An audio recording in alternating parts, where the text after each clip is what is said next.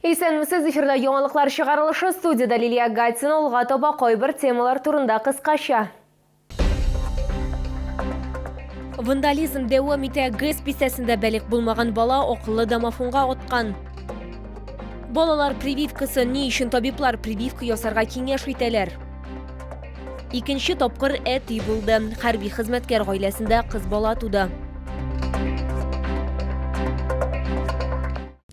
Камераны бозганы, яшь чоллылы домофонга атканы бу хәл берничә көн элек ГЭС бистәсенең 3А40 йортында була. Нәтиҗәдә домофон камерасы бозылганы, бу хакта тулырак Айзилә Шаймөхәммәтова сөйләр.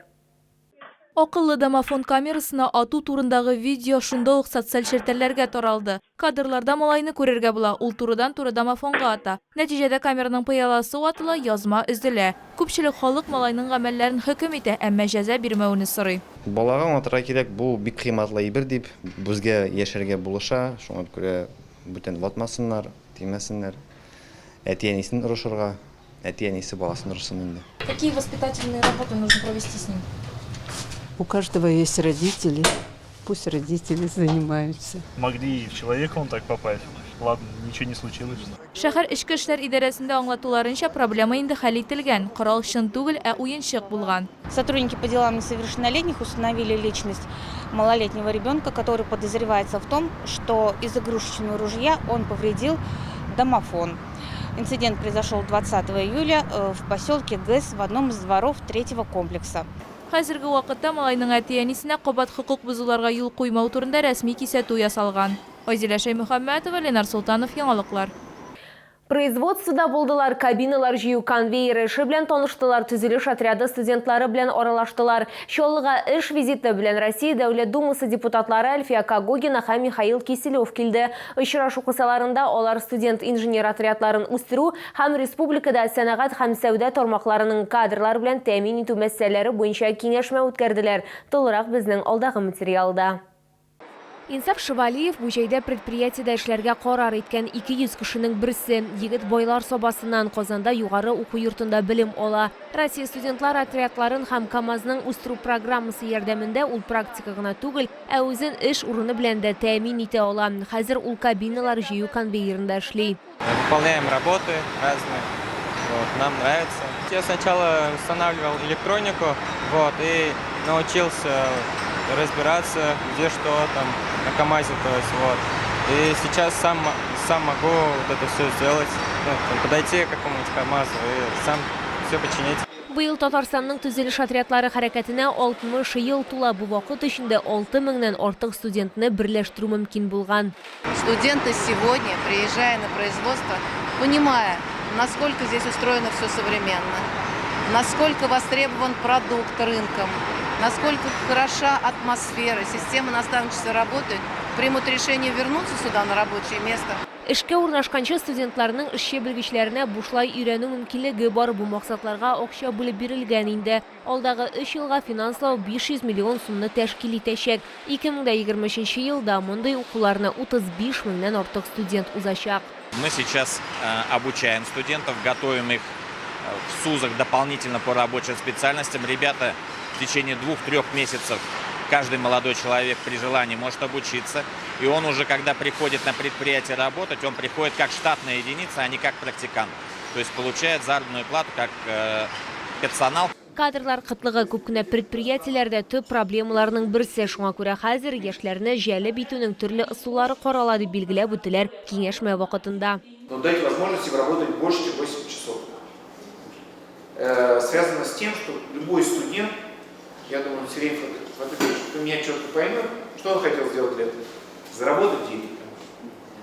И понятно, есть тарификация, есть цифры, но мы всегда можем возможность ребятам на выходной где-то поработать. Понятно, все без нарушения трудового кодекса это все позволяет, увеличение производства. И ребята бы хотели подработать, конечно, больше.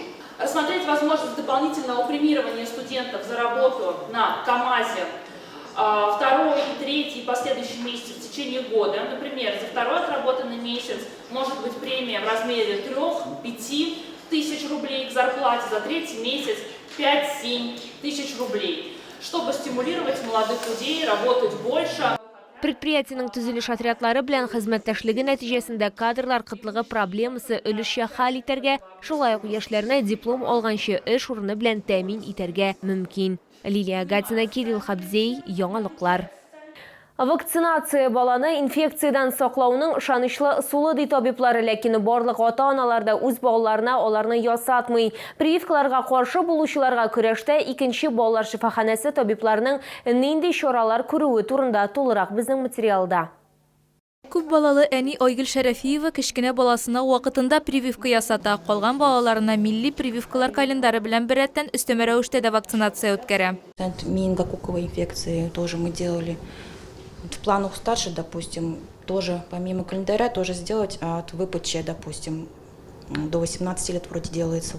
Вакцинация ярдәмендә халыкның куркыныч инфекциялар эпидемиясын тоткарлаучы иммун катламы формалаша дип раслый табиблар. Хәзерге дөньяда кешеләр алар белән бик сирәк очраша. Шуңа да ата-аналар балаларга прививка ясату мөһим түгел дип саныйлар. Әмма катлаулы очраклар барыбер булгалый. Это же, как говорится, в пользу. Положительно, конечно. Мне нравится, что таким образом можно обезопасить ребенка от многих опасных заболеваний. Ему только месяц, как бы вот, и первая прививка. А так вот у меня даже еще старшая дочка, как бы есть, вот тоже вот, ей тоже сколько прививок делали. Я всем рекомендую. Аллерголог, иммунолог сүзләренчә, хәтта җиңелчә авырулар да вакцинациясыз җитди нәтиҗәләргә китерергә мөмкин. Мәсәлән, җил чәчәге китереп чыгаручы вирус энцефалитка китерергә мөмкин. Они встречаются не так часто, и родители видят обычно высыпание, ребенка высыпал, зеленкой помазали, вроде бы как бы все хорошо, все прошло. Но бывает, может у этого же ребенка случиться ведь и тяжелое заболевание, то есть он может попасть в реанимацию, вплоть до летального исхода. Но родители не всегда знают вот этих вот последствий. Вакцинаның үзендә тискәре нәтиҗәләр юк диярлек дип билгеләп үтә табиблар. Ата-аналар балаларына прививка ясатудан курыкмасын өчен икенче балалар поликлиникасы табиблары алар белән әңгәмәләр үткәрә. Алар прививкага ничек әзерләнергә, аның нинди тискәре йогынтысы булырга мөмкин икәнлеге турында сөйлиләр. Моннан тыш атнага бер тапкыр иммунология комиссиясе үткәрелә. Анда һәр очрак аерым карала. Азилә Шаймөхәммәтова, Ләйсән Габдрәшитова, Ленар Султанов, яңалыклар. Икенче тапкыр әти булды. Хәрби хезмәткәр гаиләсендә күптән көтелгән бала дөньяга килде. Кызга Сылу дип исем кушканнар. Бу тәрҗемәдә бәхетле дигәнне аңлата. Сабыйны бала тудыру йортыннан чыгару бәйрәмендә безнең төшерү төркемендә булды. Залга чыккач, хәрби хезмәткәрнең хатыны күз яшьләрен тыя алмады. Гаиләдә тагын бер кыз бала туган. Он уехал, а я не знала, что я беременна. Через какое-то время, это проявилось, а он не выходил на связь. То есть мы не знали вообще, где он, жив ли, вообще он, нет ли. И вот через месяц раздался звонок. И все, вот я ему сообщила. Сабыйны бала тудыру йортыннан чыгару тантанасында билгеле сәбәпләр аркасында хәрби хезмәткәр үзе булмады. Ул гаиләдәге шатлыклы вакыйга турында хатыныннан телефон аша белә. Әни кешене котларга һәм бала белән танышырга исә туганнары килгән. Дочка родила 60. Я вот радовалась, я на работе была. Потом созвонились, как состояние узнали. Все нормально, все хорошо обслуживали. Шаллы Наил Мәхтиев әни кешегә бала туу турында таныклык, яңа туган сабыйлар өчен җыелма һәм 100 000 сум күләмендә матди ярдәм тапшырды. Мы обещали нашим солдатам, которые ушли в зону специальной военной операции, что мы здесь, в тылу, будем делать все, чтобы поддержать семьи наших воинов. И мы это делаем. Шулай хезмәттәшләре һәм күршеләре дә бүләкләр алып килгән. Ә яңа туган баланың 5 яшьлек сеңлесе шигырь сөйләде. И даже когда у нас сегодня праздник, и папа нас защищает страну, вы поддержать приехали нас лично, за что мы спасибо хотим вам сказать. Азилә Шаймөхәммәтова, Ләйсән Габдрәшитова, Руслан Бакиров, яңалыклар. Бу сезгә җиткерәсе соңгы мәгълүматыбыз иде. Мин Лилия Гатина, сезнең белән сау булашам. Мин булыгыз.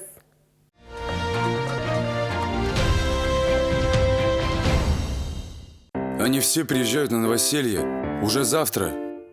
Порой очень быстро нужно что-то такое. В любой непонятной ситуации заходите на Казань-Экспресс. Какое все классное.